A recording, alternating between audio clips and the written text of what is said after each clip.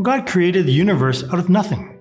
From all eternity, He had in mind the entire plan of salvation and foresaw all the men and women that He would create in His own image and likeness. We are here on earth because God willed it out of pure love. We did not ask God to be created. It was His free and loving decision. However, God desires our participation in one thing, and that is our eternal salvation. We have been endowed with free will, which allows us to choose between good and evil. That is why St. Augustine said, God, who created you without your consent, will not save you without your consent. Conversion is the most difficult phenomenon, more arduous than performing some great miracle.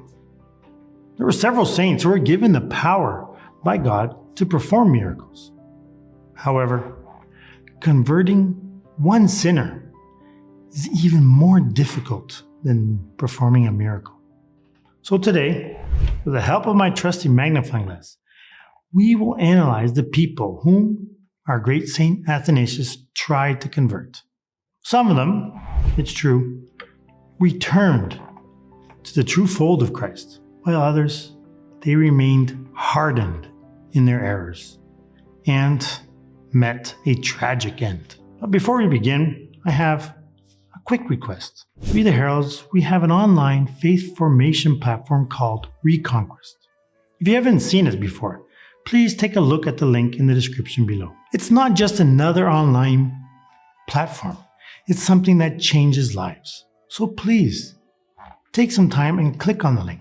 Now let's get back to our story. The scene I am about to describe took place during the time of Patriarch Alexander, when St. Athanasius was still a deacon. Together with Bishop Alexander, St. Athanasius tried to convert two terrible heretics and public sinners. These two people were Arius and Bishop Eusebius of Nicomedia. However, because of their pride and jealousy, those heretics remained adamant in their errors. So a letter was sent to Pope St. Sylvester and all the bishops, warning them about the dangerous heresy that was threatening the church. Eusebius and Arius were furious and disgusted by the patriarch's firm attitude. And since they realized that Athanasius was behind it, they declared their undying hatred for him. Now, Emperor Constantine, wishing to preserve the unity of the church, appealed to Pope St. Sylvester to summon a council. So the town of Nicaea, located in present-day Turkey, was chosen as the meeting place for this council. Arius and the bishops who supported him were summoned to explain their doctrines. Now, Arius showed up and began this long speech, beating around the bush, very unclear. But the essence of his words was this: Jesus Christ is not God. As you can imagine, the fathers and confessors of the church at the time, they were shocked to hear this blasphemy. St. Athanasius expressed his indignation, and he asked, "Who has deceived you, O senseless men, to call the Creator a creature?" And these lies were condemned at this Council of Nicaea. Many who had been misled converted and accepted the true doctrine. However, there were 5 bishops that persisted in their heresy, led by Bishop Eusebius. And they refused. They said they're not going to sign this profession of faith. And this profession of faith, known in history as the Nicene Creed, that was drawn up at the council. Then the emperor, seeing these bishops were obstinate in their errors, threatened to banish them. Finally, they all agreed to sign the profession of faith. Arius, who was not a bishop, but was at the root of this heresy, and several of his supporters were condemned to exile. His writings were condemned to be publicly burned. However, bishops Eusebius of Nicomedia and Theogenes of Nicaea, those two did not truly convert. Their pride wouldn't allow them to return to their diocese as if they had been defeated. So Eusebius went and bribed the librarian to see the famous document that had just been signed by many bishops. They wanted to see it one last time. And the librarian went and showed it to them. But when the librarian was distracted and had his back turned, those two Arian bishops went and erased their names from the profession of faith. Returning home, they continued to teach that doctrine that the whole church had condemned at the council. Now, there was a reason for their temerity. They acted like that because they counted on the protection of Constantia, the sister of Emperor Constantine, and the influence that she had over the emperor. Now we know that doctrine alone cannot convince anyone, no matter how hard we try to preach and show the true light. Change must come from within. A person, they have to be open to the suggestions of grace. And that's where a good example, combined with an exemplary life and a firm conviction, stemming from a well-ordered spiritual life, can help convert sinners. God, He can move the hearts of sinners by giving them very special graces. And He does that depending on the faith of the good and holy men.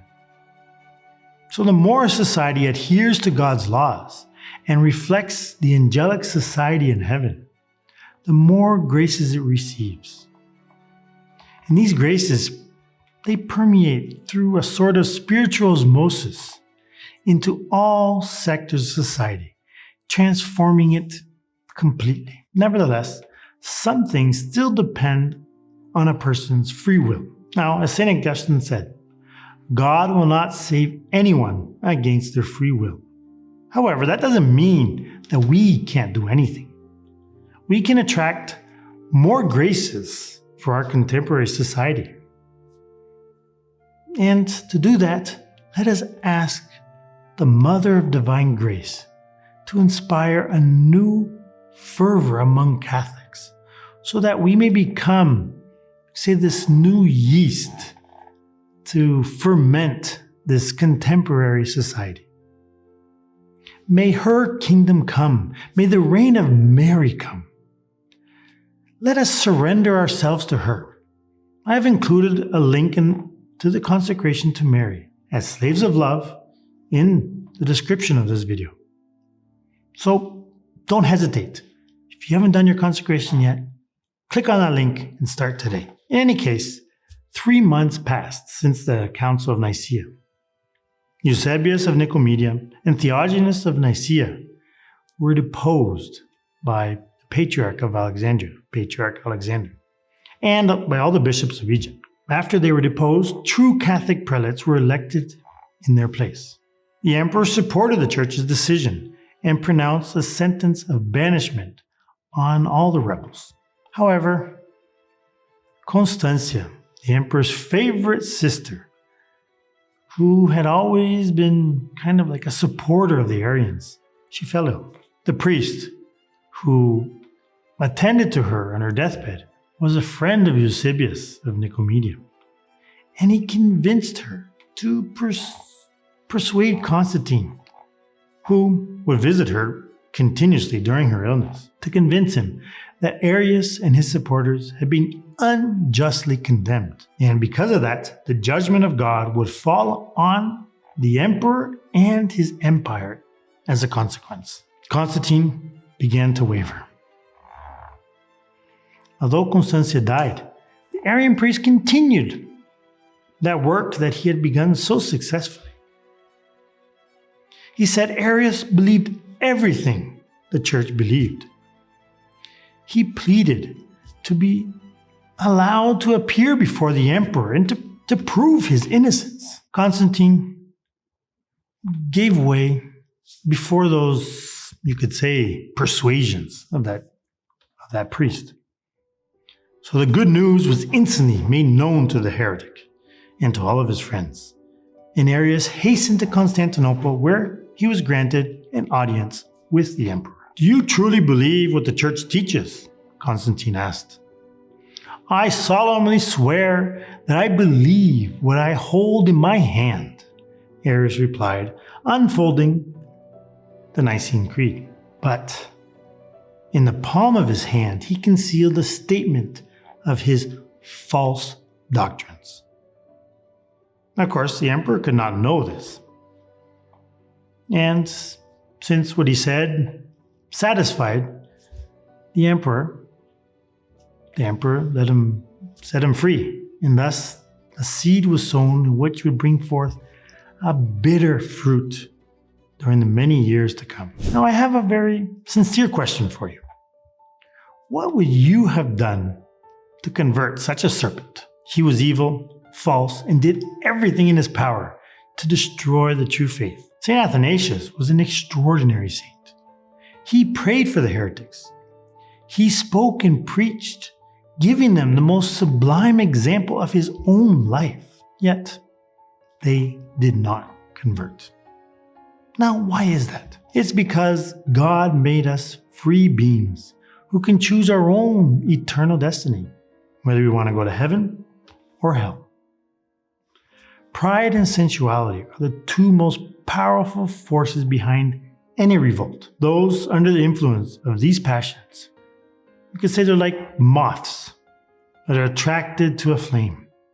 They are blinded by its light and they go into it and end up destroying themselves.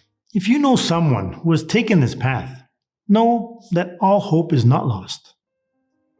They may have closed their hearts to anything you say or do, but God can still grant them graces. Of course, when people commit terrible sins, they can reject the graces God wants to give them. That's where we step in.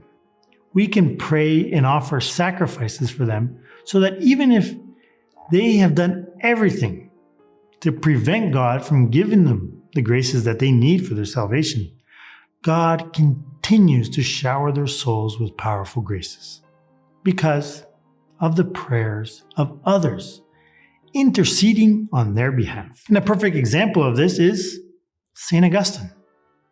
His mother, St. Monica, prayed and suffered for 20 long years for his conversion.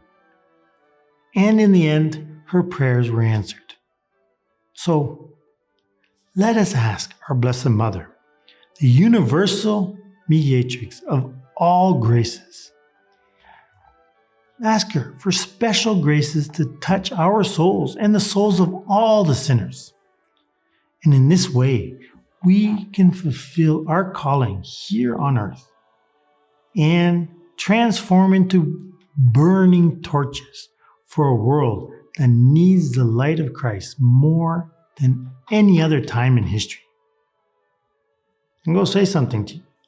We need these graces even more than St. Athanasius did. God's grace is the only thing that can save us. So let us consecrate ourselves to Mary Most Holy and ask her to intercede for us with her divine Son. She will lead us to her glorious kingdom. So for that, I'm leaving a link in the description for this free consecration. Don't wait. Join today and discover how this consecration will transform your life. In our next episode, we are going to explore 3 steps that we can learn from St. Athanasius' life on how to discover the plans that God has for each and every one of us.